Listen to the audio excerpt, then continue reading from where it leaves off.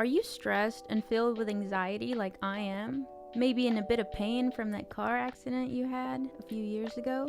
Well, the sponsor of today's episode, Hempville CBD, has us covered. They have the highest quality products created by chemists and doctors. Hempville carries everything from CBD to THC dispensary grade without those despicable dispensary prices. Order your Delta 8, 9 edibles and vapes along with the THCA flower and get free shipping when you spend $50 or more at hempvillecbd.com. Check out the link in the description for more details.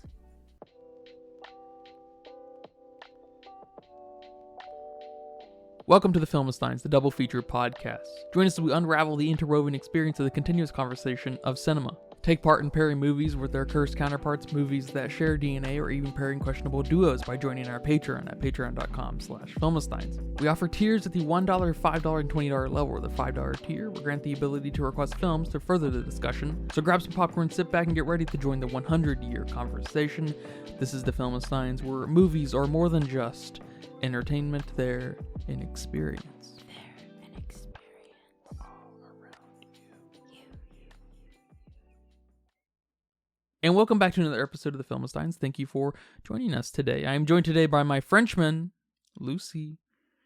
Bonjour, people. I don't know how to say people in French. You can join us every Monday, Wednesday, and Friday for brand new episodes of the Filmistines. Some recent episodes include the totally historically accurate Amadeus, Dream Scenario, the new Nick Cage film, Inception, the sleepiest of films, the Too Cool for School Rebel Moon, shout out to Disney for dodging that bullet, and Disney's own The Creator. That's not Disney.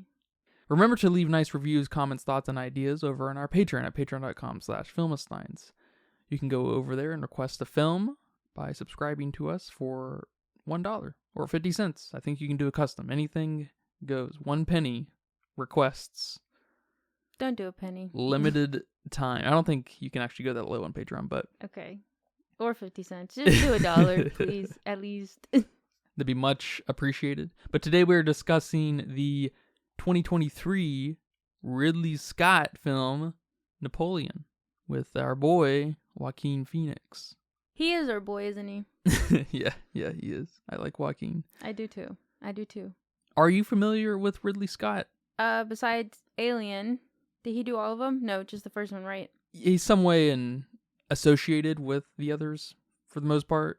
But yeah, he directed that first one. And then I know he did Gladiator, but I've never seen that one, so I know he directed that. Mm-hmm. And then The Martian. The Martian, you like The Martian? That's I love right. that Martian. Forgot about that movie. Yeah. That's a great movie. Yeah. That's probably Matt Damon's best movie. Didn't we see that at the movie theater when it came out? We sure did. I remember think that, so. yeah. I'm pretty familiar with Ridley Scott. I get his name mixed up. I call him Scott Ridley sometimes, so here, excuse me if I do. You're excused. He's no doubt a remarkable director in that he's just constantly making films, and he's an old guy. He's like 80-something. Yes. Oh my God. So it's really unbelievable that he's got the will left in him to direct something like Napoleon, nonetheless. And might I add, he doesn't look old. Like, he looks old. Okay, he looks old, but he doesn't look 80 old. It's because he's young at heart, man. He's young at heart. Just that's the key here, people. Stay young at heart. It's true. Chill out. Stay young at heart. It's pretty cool. I don't love Ridley Scott films. I saw House of Gucci. I saw The Last Duel. They're fine, and we might come to them at some point here on the podcast, so we won't talk too much about them. Going into Napoleon, though, I felt like this was just going to be a dad film. Yeah, I don't think they're quite dad movies. He makes, like, get yourself ready to be a dad movies. You're not quite in the Ford versus Ferrari. You're not quite there with Air. You're not quite there, but you will like those in the future if you like these. Okay. You know what I'm saying? Yeah, I see that. Like, you're about to be a father. Okay, I can see this. I'm happy to report, though, that I enjoyed Napoleon quite a bit. It's very long, but it probably should have been 5 times longer. It's kind of insane because I do kind of like the model of storytelling here that we have. We're just on to the next thing so quick, minus the war scenes. They tend to be kind of the longer sequences, but we're moving so fast through these 10 years of Napoleon. More, right? Yeah, about 11 or 12, right? Because we start in 1793 and then he dies in 1821. Okay. So we kind of see that whole timeline, which is what, 20, 30 years in a very short span. Because we focus on his military career, but we still see a little bit before and a little bit after when he's exiled and stuff. So we see a lot here. We do, and I do like the focus of the movie, which seems to me to revolve around mostly Napoleon more as a man than a representative of French or someone who's trying to rally France together to... Yeah, we're sort of humanizing him in that he had other things going on besides being an emperor general. Yeah, and his genius behind that. A little bit like Maestro. Kind of gave me those vibes on how they're going to portray Napoleon, this great battle man, so to speak. Yeah, and even say maybe a tinge of Amadeus, where we, for different reasons, I guess, focus on a little bit of the quirky side of Napoleon. Yes. And I like that, but I don't like that that's countered with Josephine, Vanessa Kirby.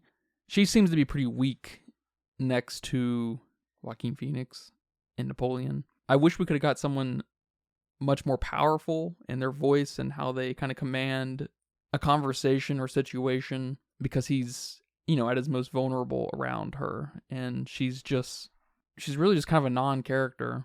She doesn't really seem to give much more than what she's reading off her piece of paper, her script. She seemed pretty weak. It was kind of confusing, I think, her motives and her, true feelings on Napoleon. It didn't really seem like she was all that present for herself, let alone Napoleon, even at the height of their relationship. So I was just kind of bummed out by the lack of passion that could have happened between the two, because it all kind of got left on Napoleon and Joaquin's shoulders, which he's happy to hold. But it would have been, I don't know if there was a situation that could have called for it, but it would have been really cool to see a Josephine really make Napoleon feel small in moments behind closed doors. You know what I mean? I don't think we got here at all. Yeah, I can kind of see that. It seemed like really he was more into this relationship than she was. And the way they portrayed the divorce, we know that's not true. We know she was just as into the relationship as he was too, because of how sad and tragic the divorce was, and just how sad that they couldn't have kids. So yeah, because at first I thought she just didn't give a shit about him, that it was just for the royalty, the money, I don't know. But yeah, now that I think about it, or now that you say that, that makes sense. We needed to see something more from her, because the little bit we got was enough to know that, okay, yeah, she was in love with him too. She was passionate too. I guess it especially stands out too, probably because she's on the screen the second most of any character, and we get the most one-on-one time with Napoleon and another character, mostly being her. Yeah. And so it really stands out in that way, and there's his body language and weird little mannerisms and whatnot are heightened, and she doesn't seem to match that in any way whatsoever. Like, maybe you could see a real motherly character come out of her, a really powerful mother type character mothering Napoleon, which she somewhat does, but it falls a little flat, I think. So it's just, with all that said though, I will say this relationship's much more believable than Jack and Allie in A Star Is Born. I mean, shit, he threw her crap out. That was awesome. And like, this is the early 1800s, and he's throwing her shit out the door. And it rains. In really beautiful boxes. And I mean, shit back then was mostly heirlooms and expensive and classy and stuff. And that shit's just right out there in the rain. And it's hilarious. It's even funnier than if that were to happen in a movie taking place modern time. Because a lot of those things, if they get damaged, they're fucked. Yeah, I don't know why moves like that in a relationship feel much more savage when they're between royal, noble people. Like, kind of Downton Abbey, Victorian era oriented people. And it feels really savage. Small moves like that, today you gotta pull a gun on someone to be that savage. Yeah. But back then... Yeah, well, I really enjoyed this movie too. I really liked all the battle scenes. They were pretty awesome. And the costumes were great. I mean, the costumes were great. They went above and beyond typical war costumes, I think. I haven't seen a lot of films, especially in this time. Most of them are pretty World War II era from the American side of things. So I can't really compare, the costumes and set designs, but I feel like in this film they really went above and beyond, especially with Napoleon's general costumes. Yeah, absolutely. I think above all else, that's probably the major spectacle of the movie is just the dress of people and the sets and how, just how everything looks. It's really something. Yeah, and his hat. His hat's awesome. His hat's awesome. And just the personality he gives it. It's really cool. Yeah. It's so cool. I love that. It's a nice little touch. I do agree, though, that the pacing was a bit rough. It was a bit too fast, especially in what I think to be really pivotal moments in his life that we just kind of push past them really quickly. I mean, in the future of France. Yeah. It's no doubt we sprint through these 20, 30 years. They don't give you enough time to become familiar with who's on what side of things during the war. Yeah, and I guess the motives of the wars themselves starts to become fuzzy and all that too. Mm-hmm. And I guess that's one reason I appreciate the focus of the man himself and less of his patriotism and his need to prove something about France. I'm not exactly sure what Napoleon's agenda is with battling these different armies from Eastern Europe. But like you said, I think the film does a fun job humanizing Napoleon to the point of a caricature maybe, but still maintains a very specific angle. Yeah. Who do you think is the target audience for this type of movie? I know a lot of people out there were a little mad about the historical accuracies of this film, or inaccuracies, I guess. And for some reason, that seems to bug people so much. I was thinking the same thing. We heard that about Amadeus. Yes. And I don't know what people expect. I guess, one, I don't know what people expect from a movie that needs to live between an hour and a half to 3 hours, really, 3.5 hours max, kind of thing with director's cuts or whatever. I don't know what people expect from something like that. This isn't a Ken Burns documentary series. Right, so our target audience here is not the historians. Yes. Or I would even say your old guys who were history buffs. I wouldn't even say they are the hyper-specific demographic. Mm-hmm. But it's kind of funny because I can't imagine this being very popular with the kids. Might bore them a little bit. Yes, I think so. And like you said, it's not a proper dad film. I think partially because of those inaccuracies.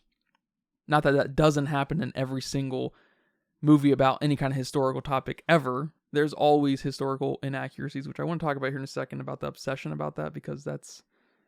I would imagine the target audience is then just any adult. Yeah, I struggled a little bit too with who the target audience was here. Was it Joaquin Phoenix's fans? I think that's a very small percentage. This whole movie was not made just for Joaquin Phoenix fans, but I do think that is making some people that would normally wouldn't watch this kind of movie watch it. And then maybe the people that like period pieces would be for this type of film, because I don't think a lot of people like historical content like this. I don't know. We don't get a lot of these kinds of films, at least anymore. But I know Gladiator was massive. That was a massive hit. One of the most loved films of the 90s. And it's cut of a similar cloth. It's a Ridley Scott film for one, but it's a gladiator film. It takes place amongst gladiators. I don't actually know what it's about, but I just know it's like takes place about 2,000 years ago. Yeah, but does it have a historical figure like Yeah. Napoleon? It does? Yeah. Okay. I don't know my gladiator history. I think, I mean, please write in and tell us we're wrong, but I'm pretty sure it's rooted in reality, just like this is. It's fiction because unless you're a textbook or a storied documentarian like Ken Burns, it's all fiction. No matter how you spin it, no matter what you say about it, a 2.5 hour piece of a thing is gonna have a very subjective perspective, no matter how objective you try to get at it. And I guess that can also be true with history textbooks and whatnot too, right? What's the old adage that the winners write the history books? Yeah. So that's true. There's some truth in that, of course, but it's a little overstated at the same time. I think war-oriented movies tend to be pretty popular too in general.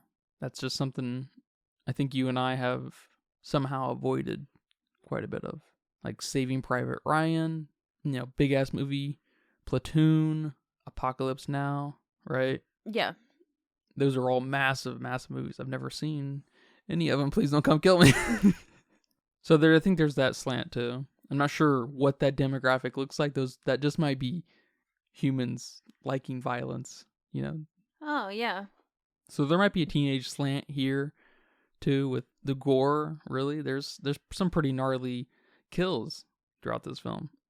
Yeah, the battle scenes were definitely very chaotic and super gory, and I like that.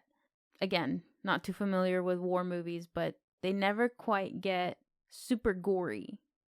Mm-hmm. Yeah, there's dead bodies laying everywhere, but you don't see the horse explode. Yeah. Or, there's water and blood everywhere. Or, the guillotine chopping someone's head off and someone lifting it up. And sometimes you get the implication that that's happening, but you don't see anything a lot of times. But here we saw all of it. So yeah, there's a lot of violence in this movie. Yeah, I don't know how common that is in war films. The graphic nature. You'd think historians and the people who bitch and complain about the inaccuracies of films like this would be the first people to defend the embellishment and quick-natured of storytelling and how things can lose and gain different meanings throughout time. You know what I'm saying? Yeah. Because the first historians of the world were our storytellers, 20,000 years ago. That's true. That's how you told what happened, through a story. And things became legend and myth and even divine in some situations. So you think historians, no matter how professional and and how much integrity they have, they would understand that this is not a textbook. For one, they're watching it on the screen. You read a textbook. I don't know if everybody's aware, if every historian's aware of that fact. That's a fact for you right there. And also, I mean, you're just absolutely right. I'm sure one of the biggest source materials we have from people like Napoleon are his love letters to Josephine. And how much do you embellish when you're in love or when you're far away from your partner? If you're far away from them, you miss them. You absolutely fucking miss them. And you appreciate them. Like, absence makes the heart grow fonder, that kind of shit. Yeah. Or even, maybe even more primitive. Well, maybe not more primitive, but the other way.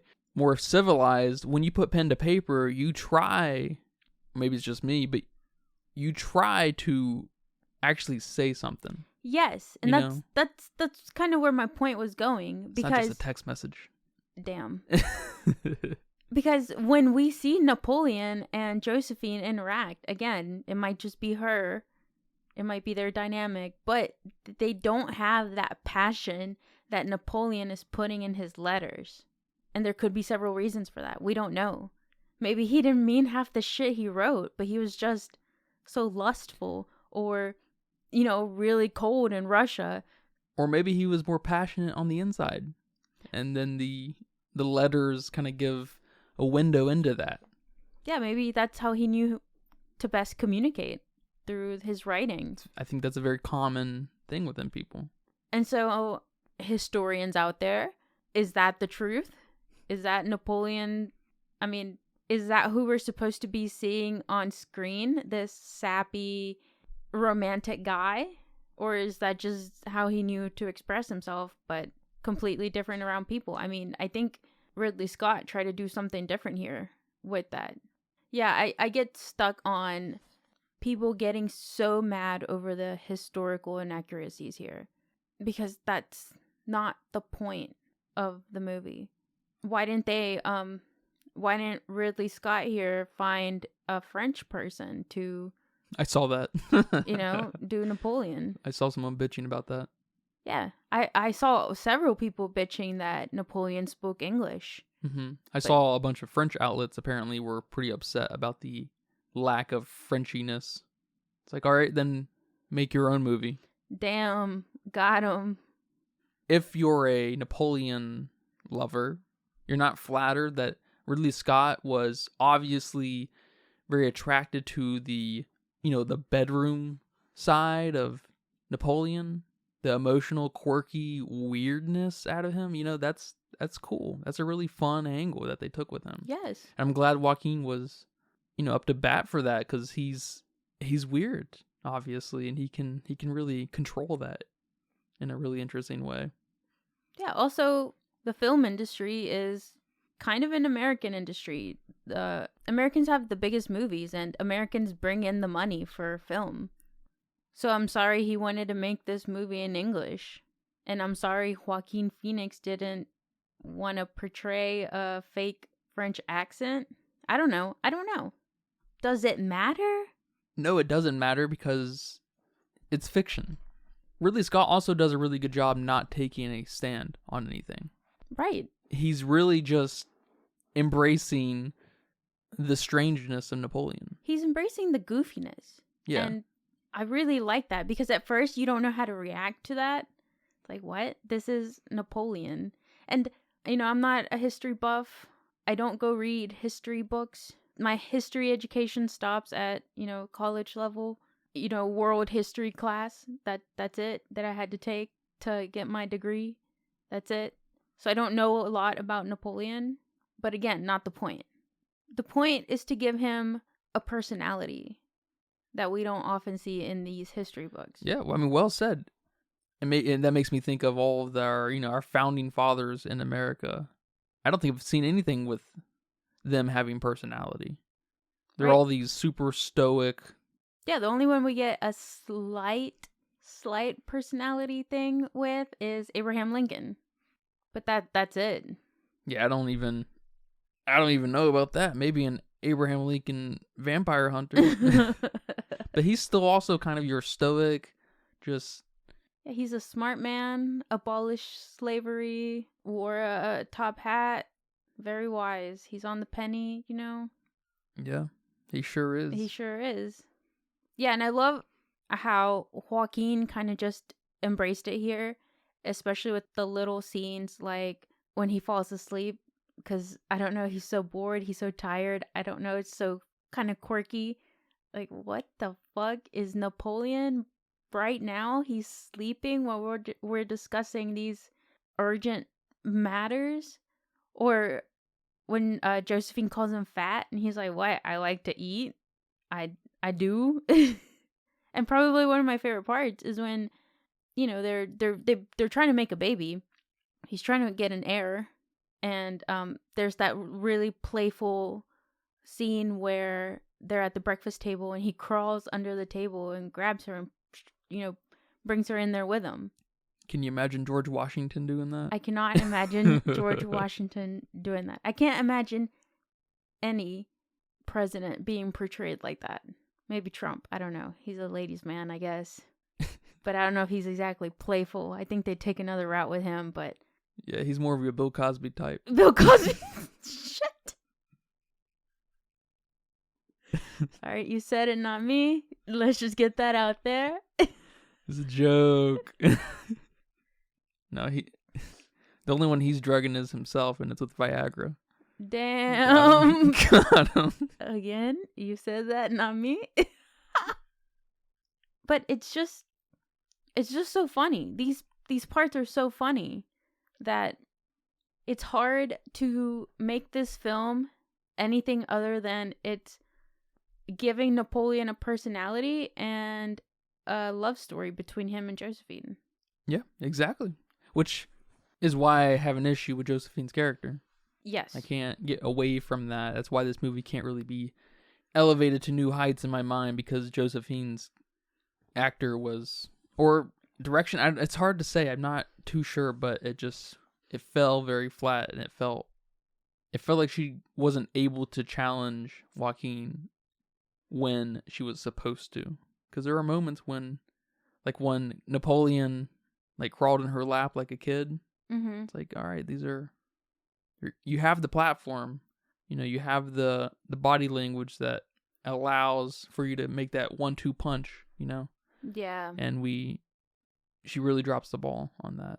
But I love the focus. I can't get away from that because it's such a cool focus. It's because it's kind of similar to The Creator, where you have this crazy background, right? And the difference between The Creator and Napoleon, of course, is Napoleon's facilitating this crazy ass background. Well, I guess it might happen regardless. They might march on France, whether he's there or not. So the background's, I guess, there, but he's a really important player to all of that. But he still demands time to, deal with his domestic affairs, even at the cost of looking like he's deserting. Yeah, it's cool. It is cool. Or that scene when they get divorced and she's at the summer house. I don't know how divorce worked back then, but just something there about how even though they were divorced, she's still part of his world. She's still there. He's still gonna take care of her. And then he has a kid with the Marie girl, and Napoleon brings the kid to Josephine. So they have this connection. Yeah, I was, at that point in the movie, I was surprised, because I was like, so they do or so she does like Napoleon? Because I know Napoleon's all about her still. Mm-hmm. But everything she gives me is kind of contradictory and conflicting with what continues to happen scene to scene. I'm just like, okay. It almost feels like, at times it almost feels like she's going to backstab him. Literally maybe kill him or something. And then there's times where I'm like, okay, she's definitely a little bummed out by the divorce and stuff. But that's what I'm saying, man. I just can't get away from, but she just can't deliver on that level. I'm not sure exactly what angle that should be. I think it should be the motherly thing, because that can help introduce the authority she has over him at home and stuff. Or really just in his mind, I should say. And she's what? And she says that too. I don't remember exactly how she phrases it, but she says something along the lines of, "You're nothing without me." Yeah, I think that's exactly what she says. Yeah. Oh, yeah. Okay. And she makes him repeat it. Yeah, or whatever. She makes him repeat it. Which That's is good. Hilarious. And we just need more of that. I don't know what was happening with that character, with that performance. Yeah. One other thing I like that kind of helps tie in the sensitive side of Napoleon is the score, when we're especially at his manor or whatever and stuff. And it feels like the score is made up of instruments you might find at the child aisles of like Walmart. Like you have these children instruments that make these strange sounds. You know what I'm saying? Did you hear that? Yes. The score is definitely very playful. Yeah. Along with his personality. Yeah, I felt that too. It wasn't your typical classical, highbrow music. Like you would kind of think goes with this type of man, really. Yeah. But no, it was very playful. It felt like all the instruments were Fisher-Price toys. And I liked it a lot because it only runs home that this isn't your textbook's Napoleon. This is your Pride and Prejudice. This is your Jane Austen Napoleon. Yes. Yeah, I was listening to an interview with the director, and he said that he really wasn't trying to teach anybody anything with this movie, that he was just having a good time, and that if you don't, and this is directly quoted, if you don't laugh, you have no sense of humor whatsoever. That's what he said. That's what he said. Well, I'm not going to lie. I mean, I probably laughed 20 times. Or, some form of laughter. I thought this movie was, like, situationally funny constantly. Yes. There were no jokes. Or not very many, at least I can't remember any. But it was definitely kind of oriented on that cringe, like people not knowing how to deal with Napoleon's weirdness at times. And it's funny. Yeah. It's not belly aching funny, I guess. Hardly anything is these days, but I like that. It's funny that he says that. He seems to be a real, if you don't like it, then fucking put something else on. Yeah. Like real, I don't know, New York or something. New York. I don't know. You know what I mean? Yeah, like if you don't like it, okay, all right, cool. Story. Yeah. But no, this movie is pretty funny. There's several funny moments. Again, like when he's sleeping, or even when his hat gets shot and there's a bullet hole going through his hat. And by this time in the film, you know how obsessed he is already with his uniform and his hat. He makes such a spectacle of it that now it's got a hole in his reaction when he sees it get shot. And it's funny. It's funny moments like this. Even though they're in a war, I mean, the whole chaoticness of the last battle at Waterloo, when they're in formation and the opposing side is just tightly sitting there and no one can do anything about him. I mean, even those parts are kind of funny, seeing this happen, seeing this being fought this way. And okay, is it historically accurate? I don't know. I don't think so. Who cares? It doesn't matter. It doesn't matter. Because I saw someone talk about trench warfare and how it wasn't a thing back then. And from what I know, I think that's true. It wasn't really popularized, I guess, however you would say that, until World War I. But it doesn't matter. It's still hilarious seeing them fight the way they did. And just seeing how nervous he was getting the whole time. Because dude lost, got exiled, came back, took over again. And now he's losing again. And he gets exiled again. I mean, how is that not so much fun? It's like they keep putting him in timeout. Yes. When some serious shit's happening, but they're really not treating it like a serious situation. And that's in itself, I assume the exiling is probably mostly true because it happened twice in the film. So I think Ridley Scott's obviously kind of poking fun out of it. And I think it's rightfully done because this man, at the end of his terms, he basically sacrificed close to 3 million French soldiers, right? Yes. But he's put in time out, It's like there's some funny thing happening there, For sure. And apparently when they were in that one battle where the guys, I think the Austrian guys were on ice, and they started shooting cannonballs through the ice and stuff, and apparently that wasn't a real thing that happened either. That was made up through myth and legend of the battles that Napoleon, went through and stuff. That's awesome. And I, as a historian, knowing that comes from myth and legend, and just the love and pedestal people put Napoleon on, doesn't it just make you grin ear to ear to see that depicted as if it was real? Like, now these stories kind of have a visual to them in a really crazy way. I don't know what to say. That's just, isn't that cool? That's fucking awesome. Like, it doesn't matter if it's historically accurate. Yes. Like, I don't know why that's important to anyone when they're watching a Ridley Scott movie. All right. If Ridley Scott was going around being like, this is the most historically accurate Napoleon depiction ever made, he opens the door for the criticism. Yes. It's just like how we've talked about before. Certain directors, I can't think of any off the top of my head, but certain directors will say stuff during interviews that really was a non-issue before, but now they've all of a sudden opened that door to see the whole thing in a new light. And sometimes it doesn't work in their favor. Mm-hmm. Sometimes it really makes the film not be as successful, critically. I think we've talked about one recently here in the last few weeks, but I can't remember. Apparently Scott said something kind of funny to the inaccuracies. He says, Napoleon dies, then 10 years later, someone writes a book. Then someone takes that book and writes another book, and so on for 400 years. And there's a lot of imagination in history books. When I have issues with historians, I ask, excuse me, mate, were you there? No? Well, shut the fuck up then. Yes. That's what he said. I like that.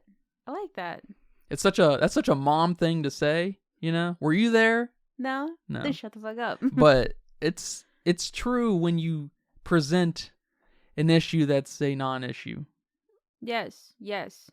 He's just giving you something visually stunning here. I mean, the cinematography in this film is absolutely wonderful. But he's giving you something different. I mean, isn't everyone bitching all the time about how they want something different too? But what, not different enough to personalize Napoleon Bonaparte? We don't want to see the capital R and lowercase r romantic of Napoleon. We don't want to see the legends that he initiated. We don't want to see him get his freak on. You know what I'm saying? Apparently. Have you ever seen George Washington fucking in a movie? I am sorry to say I have not. You ever seen Abraham Lincoln fucking? I don't think I have either. Why is that funny? I don't know. It's funnier than George Washington. Does he keep the hat on? In my mind's eye, he had the hat on. Right? Yep. Me too. No, Napoleon is a fine movie. Ridley Scott did a fine job. I agree. He did a good job. I agree. I almost wish this would have been a mini-series or like a limited series and focused a bit more on either the personality thing or Josephine and his relationship. Yeah, totally. We could have embellished everything just a little bit more. Maybe he could have included a few more, legends that pop out of Napoleon that weren't true. Yeah. Just to make sure you knew that it wasn't, that a cameraman wasn't actually there during Napoleon's battles. What? Yeah, that wasn't Napoleon on screen. What? That was Joaquin Phoenix dressed up as a Frenchman. No. He also didn't speak English. They spoke French. They spoke 1700 French. Damn. Early 1800. Because if this movie was in French, there would have been all this criticisms about, well, French didn't sound quite like that at the end of the 1700s. Okay. And if it did, I guess, because we know what that sounds like, then would he be called pretentious? Yeah, for real. He would. So you can't really please. Well, he pleased me with this movie. I'm pleased. I guess to just run it home, excuse Ridley Scott for trying to make warfare, fun. It's not fun, I guess, obviously, in real life, but it's also not very fun usually watching it. It's very kind of kids bashing toys together, especially of the time where the only interesting part is the strategy part, and that's going to be a hyper-specific conversation that's going to lose people. Right. And it's fun to see people on Game of Thrones moving, their pieces around on the big map and everything, but it's hard to earn that kind of thing when you don't have 8 seasons kind of thing. You know what I mean? Like, Yeah, or when you're battling something that's not human, then Yeah. it becomes interesting. Yeah. And we move so fast in this movie, there's just no time for details like that, because that would also start to help open the door of the historical accuracy of it all. Because we do a good job avoiding the kind of political bedroom talk. We don't see a lot of the political drama. Yeah, we just see a fast scribble of a name, Alexander the Great or whatever. That's really it. I mean, he's also counting on you a little bit to know your basics about this revolution. Yeah, I wouldn't say he throws you in the deep end, but he almost does, where he just sets you in France, and and then you just got to realize that they don't have the best relationship with the British and Austria and Russia and Prussia, I should say, I guess. Yeah. Blow up a few pyramids here. Oh yeah, that's a good one. They didn't like that one either. Did you see that? No, So I didn't. Napoleon didn't shoot cannons at the pyramids of Giza. Oh no. Apparently that was Ridley Scott's creative choice to indicate that the French took Egypt, quickly, easily, swiftly. You mean he made a creative choice in this movie? Yep. The audacity. But that was an awesome little, yes, small little bit. Him launching, the visual of him launching cannons at the pyramids. Awesome. After he had just been inspecting a mummified body. Yeah. Like that. I mean, come on. I just don't understand how you cannot appreciate this. At least. I'm sure there's a documentary out there about Napoleon. Go watch that if you want to have some sort of historically accurate tellings. Or go read a book. Which I'm sure you have. You're a historian, I guess. Yeah, you probably know the story of Napoleon. You really want to see it on the screen again? You know what you've already seen in your mind's eye 100 times? That's true. That's true. I want to see Napoleon remade, but through a Japanese lens where all the characters are Japanese. Yes. That'd be hilarious. Yeah, and they can speak whatever language, Japanese if they want, or it should just be dubbed. There should be no dialogue, like no embedded dialogue. It should all be just dubbed with French. And the voices are clearly not the Japanese guys doing the French voices, which is an abomination of a thing going on. I'd watch that. And then Godzilla can show up halfway through. Like, what? They're going to lose their mind. Godzilla wasn't in the French Revolution. And then Godzilla has a fake Jewish nose.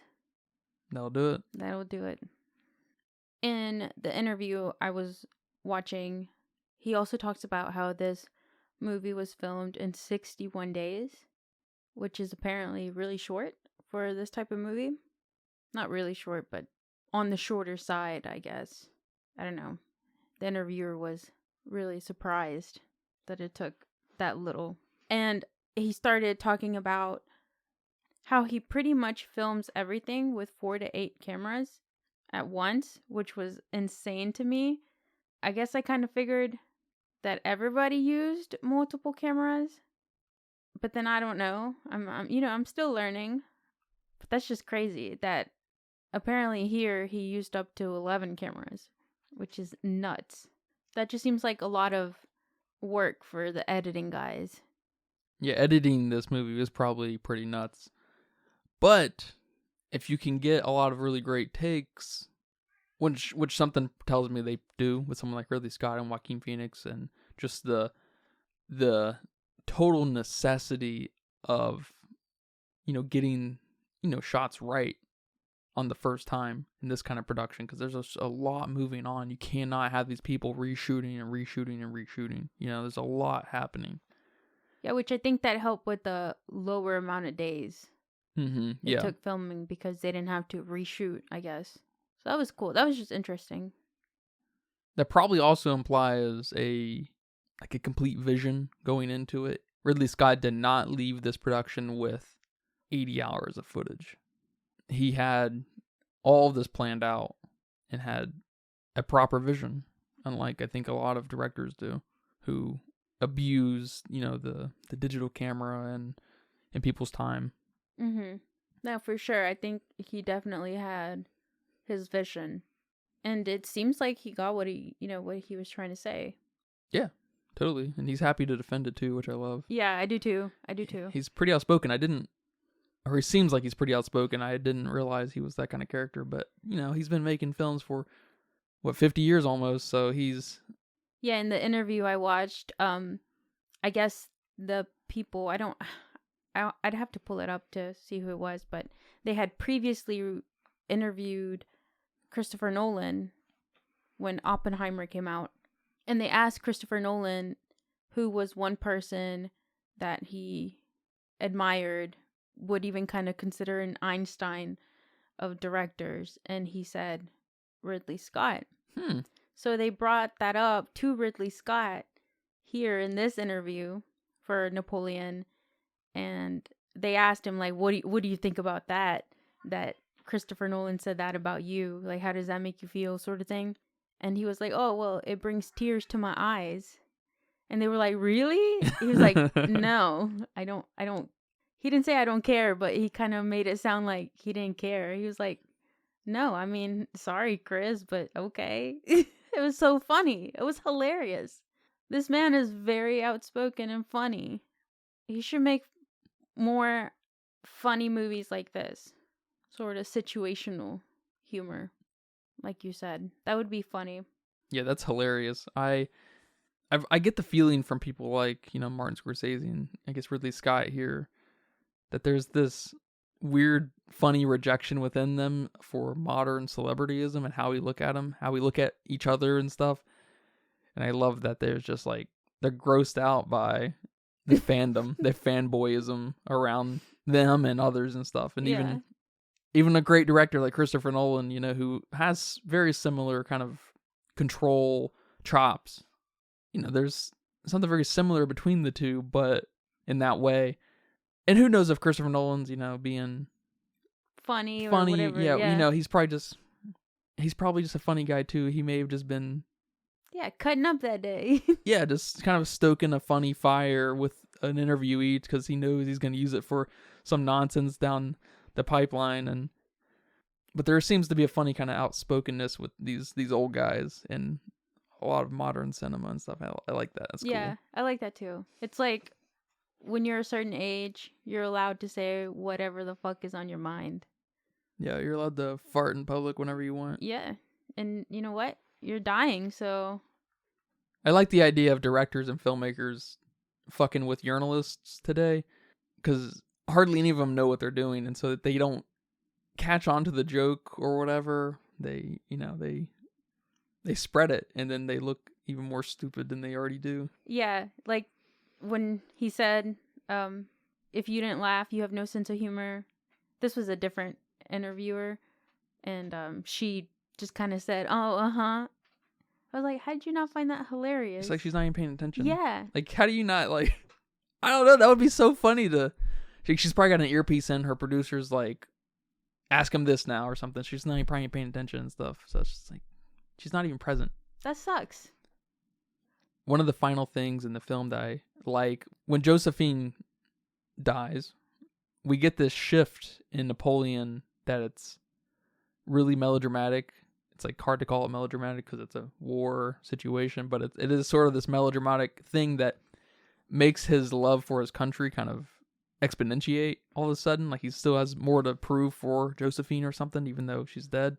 And so he just he puts like all of his chips in, Go all out. He goes all out and he loses it all. I like that. I like the almost desperate patriotism. Yeah. Yeah, and I like that they tie it all really nicely into a bow with his last words. Yeah, France, exactly. The war, the army, whatever, and Josephine. Mm-hmm. And again, those are supposedly his last 3 words. Were those really his last 3 words? No, again, it's this whole, funny angle, the Josephine. I mean, it's all in a nice bow. Yep. I totally agree. I like that. Ridley Scott knew what he had here. He delivered. And if people don't get it, they can... Fuck off, I guess. They can fuck off. Fuck those guys. His words, not mine. Those are my words too. I'm co-signing Ridley Scott. You're co-signing. I think it's just one final note. I like the resistance to want to put this guy on a pedestal because we see him fall over at the very end. There's nothing monumental about his death. There's nothing glorious about it. We don't even get a frontal view of him falling over. We're a behind the head shot, close up of him just tipping over. Yep. It's fun. It's cool, and it's fitting. It puts a pin in the melodrama we have there at the very end too, and it's great. It's a good, very good movie. All right, man. Well, thank you for that conversation and watching this movie with me here. You're welcome. I was excited for this movie. I don't know if I said that in the beginning, but this was an anticipated one. Once I knew that this was gonna be a thing. Well, how about that? I was cautious about this movie. I was very like, I don't know. This might be boring as fuck and it's long, but it turned out to be all right. We're good here. Do you have a budget guess for me here today? Yeah, my budget guess is 100 million, which I'm not confident in. Yeah, I wouldn't be either. You want to second guess that? I guess now I have to. 125? There's a lot of moving parts here. And Ridley Scott looks like he makes expensive movies. But I don't know. Because we haven't looked into one of his movies. It hasn't been properly analyzed. So I don't know. Maybe he knows how to spend the money. And in Dunkirk, those costumes were apparently cheap. So who fucking knows anymore? Yeah, I wonder if they got them from the same Mexican village. They have a whole village making these costumes probably.